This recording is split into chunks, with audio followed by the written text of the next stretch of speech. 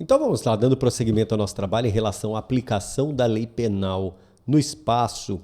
Vamos falar da extraterritorialidade, vamos dar uma olhada lá no nosso quadro a respeito disso. A extraterritorialidade, aplicação da lei penal fora do território nacional. Aqui nós devemos entender que só se aplica, nesse caso, a lei penal fora do território nacional quando falamos de crimes. Não há extraterritorialidade quando se fala de contravenção. Não há extraterritorialidade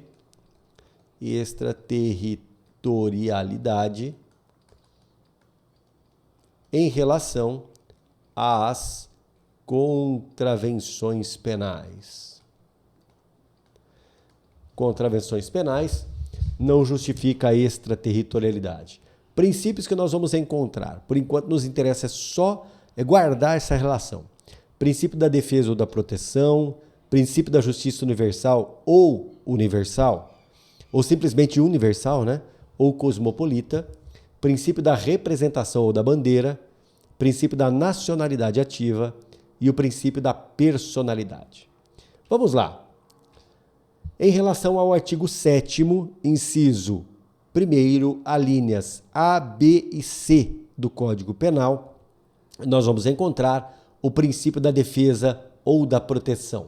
Então, ficam sujeitos à lei penal brasileira, embora cometidos no estrangeiro, olha a expressão que é usada, crimes contra a vida e a liberdade do presidente da República, contra o patrimônio ou a fé da administração pública e contra a administração pública por quem está a seu serviço. Surge, então, o princípio da defesa ou o princípio da proteção em relação a esses bens jurídicos. Vida e liberdade do presidente, patrimônio e fé da administração e a própria administração pública em relação aos crimes praticados por quem está a seu serviço. Nosso objetivo aqui é linkar as hipóteses aos princípios. Aqui eu tenho um caso são casos, né? Esses da linha A, B e C, são hipóteses de aplicação da lei penal brasileira fora do território nacional de maneira incondicionada, tá certo? Também teremos a aplicação da lei penal brasileira de forma incondicionada nos crimes de genocídio quando o agente for brasileiro ou domiciliado no Brasil. Surge aqui o princípio da justiça universal ou justiça cosmopolita. Crime ocorrido fora do território nacional, crime de genocídio, é possível aplicar-se à lei brasileira? Sim, basta que o agente seja brasileiro ou que seja domiciliado no Brasil, justiça universal ou justiça cosmopolita.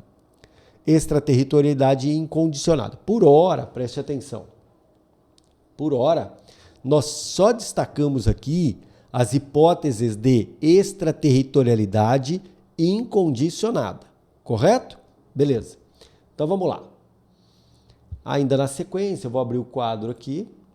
Ainda na sequência, nós temos extraterritorialidade, artigo 7º, inciso 2º, levando em conta o princípio da justiça universal, aos crimes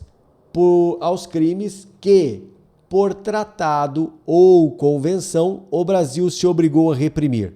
Um exemplo que nós temos aqui é o tráfico internacional de drogas. O Brasil assumiu o compromisso de reprimir esse tipo de crime. Então, mesmo que ocorra noutro lugar, nós aplicaremos a lei penal brasileira, obviamente que agora de forma condicionada. Não se esqueça, princípio da justiça universal ou da justiça cosmopolita. Temos agora o princípio da nacionalidade ativa, que justifica a aplicação da lei penal de forma aplicando-se a extraterritorialidade, artigo 7º, inciso 2º, aos crimes praticados por brasileiro fora do território nacional. Aplica-se a lei penal brasileira, princípio da nacionalidade ativa. extraterritorialidade condicionada também, artigo 7º, inciso 2º, né? Temos ainda o princípio da representação ou o princípio da bandeira, lembra da história do navio, né? Então nós temos aqui crimes ocorridos em aeronave ou embarcação brasileira, mercante ou de propriedade privada, quando em território estrangeiro e lá não sejam eles julgados. Portanto, é o caso clássico da aeronave brasileira ou embarcação brasileira que estão em território estrangeiro e ocorre um crime dentro dessa aeronave, dentro dessa embarcação. Aplica-se a lei penal brasileira, sim, pelo princípio da extraterritorialidade, desde que não tenham sido eles julgados no exterior. Caso tenham sido julgados no exterior, nós não teremos aplicação da lei penal brasileira nesse caso. Aqui o princípio da representação ou da bandeira, porque leva em conta o registro da embarcação ou aeronave. O registro foi no Brasil, é aeronave e embarcação brasileira. Também extraterritorialidade condicionada. Princípio da defesa ou da proteção, crimes praticados, então vamos lá, cometidos no estrangeiro. A lei penal brasileira também se aplica ao crime cometido por estrangeiro contra o brasileiro. Aqui tem o princípio da defesa ou da proteção, mas eu posso também chamar aqui o seguinte, princípio da personalidade ou nacionalidade passiva. Porque quem sofre o crime é o brasileiro. Então estaria correto o princípio da defesa ou da proteção e ainda o princípio da nacionalidade passiva, tá certo? Ou personalidade. Aqui eu tenho também uma hipótese de extraterritorialidade condicionada. Agora, olha que interessante esse dispositivo. A pena cumprida no estrangeiro atenua a pena imposta no Brasil pelo mesmo crime, quando diversas, ou nela é computada quando idênticas. Aqui nós vamos já anotar o seguinte, essa regrinha do artigo 8º só se aplica aos casos de extraterritorialidade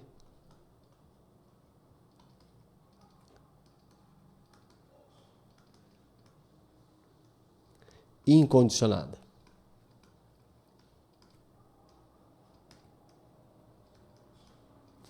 Artigo 7º, inciso 1º do Código Penal.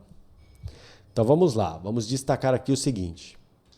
De acordo com o artigo 8º do Código Penal, a pena cumprida no estrangeiro atenua a pena imposta no Brasil pelo mesmo crime quando forem elas diversas, ou será computada quando forem elas idênticas.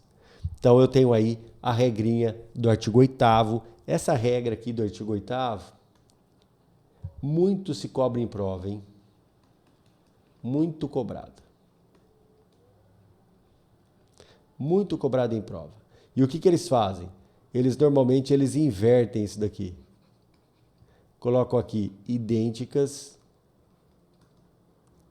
e embaixo aqui quando forem diversas.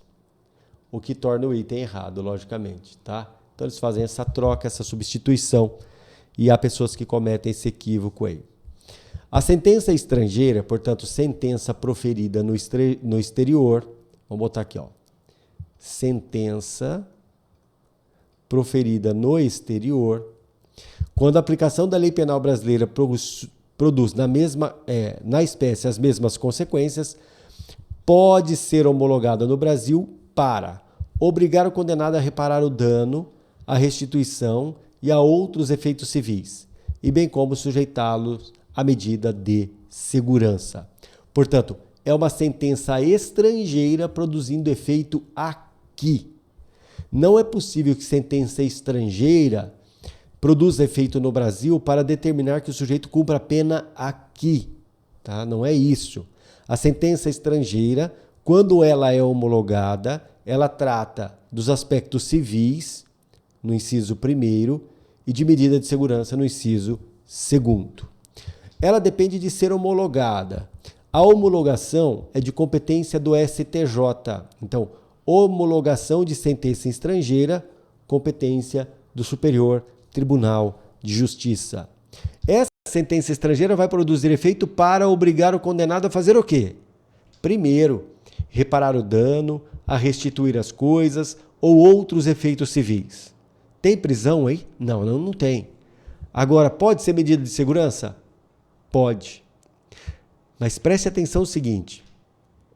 Em relação ao item 1, a reparação do dano e a restituição e efeitos civis depende de requerimento da pessoa interessada ao STJ.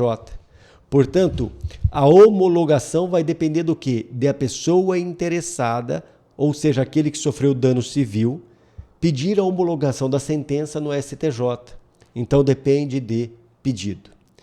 No caso do item 2, depende de tratado de extradição com o país do qual emanou a sentença, ou, na sua falta, de requisição do ministro da Justiça. Esses dois itens que estão nos balões em vermelho, aqui e aqui, são itens cobrados em prova, hein?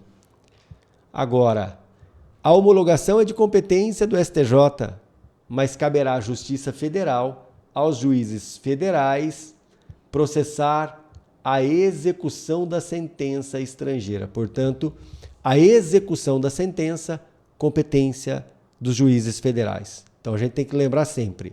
Homologação da sentença estrangeira, STJ. Execução da sentença estrangeira, Justiça Federal. Perfeito? Então, a gente não pode esquecer desses detalhes. A sentença estrangeira não depende de homologação. Opa, nesse caso não precisa de homologação para produzir reincidência. Muitas vezes o sujeito é condenado no exterior e a condenação lá do exterior gera reincidência. Nesse caso, não necessita de homologação. Também não necessita de homologação a sentença que busca impedir a obtenção de suspensão condicional da pena, que é o sursis, ou aumentar o período para concessão do livramento condicional. Nesses casos, não é necessária a homologação pelo STJ. A homologação ela é dispensada nessas hipóteses. A regra do artigo 10º do Código Penal fala da contagem do prazo. Então, o sujeito é preso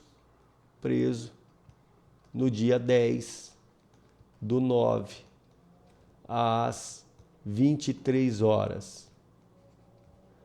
Já é um dia de cumprimento de pena, porque inclui-se no cômputo do prazo o dia do começo. O dia do começo é contado. Então aqui, apesar do sujeito ter ficado no dia 10 preso somente 1 hora, das 23 às 24 horas, conta-se como um dia de cumprimento de pena. Os dias, os meses e os anos são contados pelo calendário comum, que é o calendário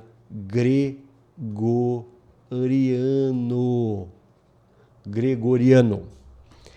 Perfeito. Agora, a regra do processo penal é diferente, tá? Não se computa no prazo o dia do começo. Então, o processo penal é diferente. Aqui em cima, inclui-se o dia do começo. No processo penal, nós não temos essa regrinha de incluir-se o dia do começo. São regras específicas que nós temos em relação à contagem de prazos. Artigo 11. Desprezam-se nas penas privativas de liberdade e restritivas de direito as frações de dia, portanto, horas não são contadas. E nas penas de multa, a fração de cruzeiro, leia-se real, portanto, centavos não são contados. As regras gerais do Código Penal aplicam-se aos fatos incriminados por lei especial, se esta não dispuser de modo diverso. Nós temos diversas leis especiais, lei de drogas, Estatuto de Desarmamento, o Código de Trânsito, que prevê crimes também, a lei de licitações, que prevê crimes também. Só que essas leis especiais, muitas vezes, elas não tratam de tudo ali de direito penal. Então eu pego as regras gerais do Código Penal e aplico nessas situações, tá bom? É isso aí.